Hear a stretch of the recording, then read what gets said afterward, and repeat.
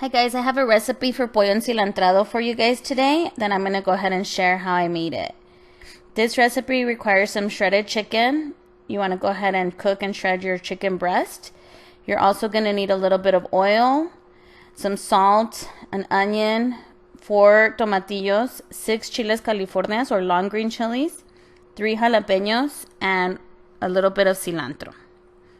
What you want to do is you just want to start off by roasting your chiles on an open fire. You can do this also in your broiler, or you can even buy them already roasted.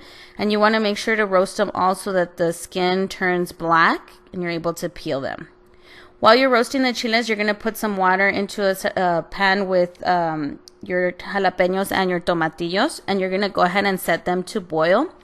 Once they're boiling, you want to let them cook maybe about 3 to 5 minutes until they start to change color, and you'll see that they'll even split open.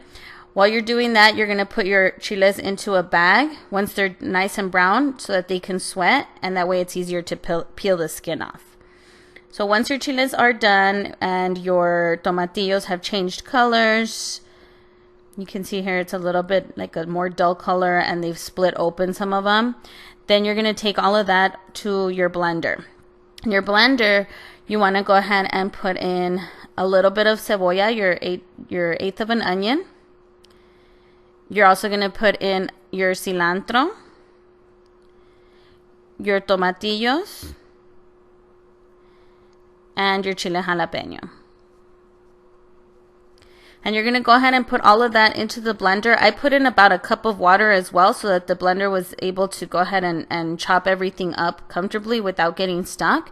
So depending on how much water you want to go ahead and put, you're going to blend it until it's very well pureed, that there's no chunks in it at all. So you'll see here it's completely pureed. And just depending on how much water you put in is how much salsa you're going to get. You're going to put a pan with a little bit of oil to go ahead and heat up to about medium heat. And you're going to add your salsa in and you're going to fry it up. You want to make sure that you continue to stir it while it's frying up, because this is the part that's going to make your salsa have that really great taste. So go ahead and stir it and leave it to boil.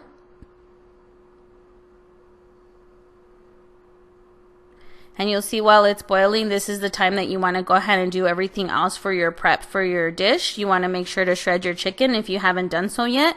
Or if you want to buy a rotisserie chicken, you can buy one of those at your local grocery store. Those are already cooked and you can go ahead and shred that chicken up. Or you can cook your chicken in some water with a little bit of onion, some garlic, some salt, or some chicken bouillon, and then let it cool down so that you can shred it. So while this is boiling and you have everything ready, this is also when we're going to go ahead and clean our chiles. So now that they've been sitting and sweating for a little while, you want to go ahead and take them out of the bag, and you're going to start taking all of the black skin, everything that's charred, off of it. And you can use your knife like I'm doing here. I definitely recommend that you use gloves, because some of the chiles can be quite hot, especially if you have kids or if you're going to be touching anything later on. You want to make sure that you have your hands protected. So you can use gloves. If you can see, we're going to take off all the little venitas inside and all the seeds. So all of that is pretty spicy, depending on how hot your chile is. So you want to make sure to go ahead and slice them into thin little strips. And then I slice them in half so that they're bite-sized pieces and they're okay to be able to eat with your dish. So just go ahead and make sure you slice everything up. Once you have them all cleaned, you want to slice them up and set them aside, because you're going to put them into your salsa in a moment. So there are all the rajas already done. The sauce is boiling.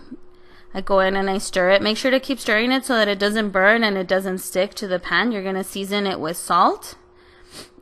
You can also use chicken bouillon. That's what I'm using here next to be able to give it a little bit more flavor. I prefer the Nor chicken bouillon, so I put in just a little teaspoon of it and I mixed it up, and just make sure that you continue to keep tasting your salsa as you go. Then you're going to add in your rajas, you're going to add in your shredded chicken, and pretty much just mix it all together so that it continues to heat through and all of the flavors start to meld together.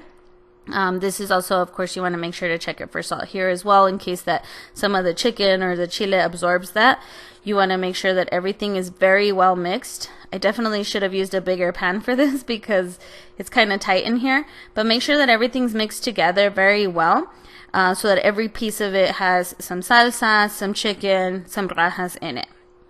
And that's pretty much it. You're pretty much done from here. If you can see my close-up, it looks pretty good. And you can serve it with rice or rice and beans, some tortillas, and that's it. Hope you guys enjoy.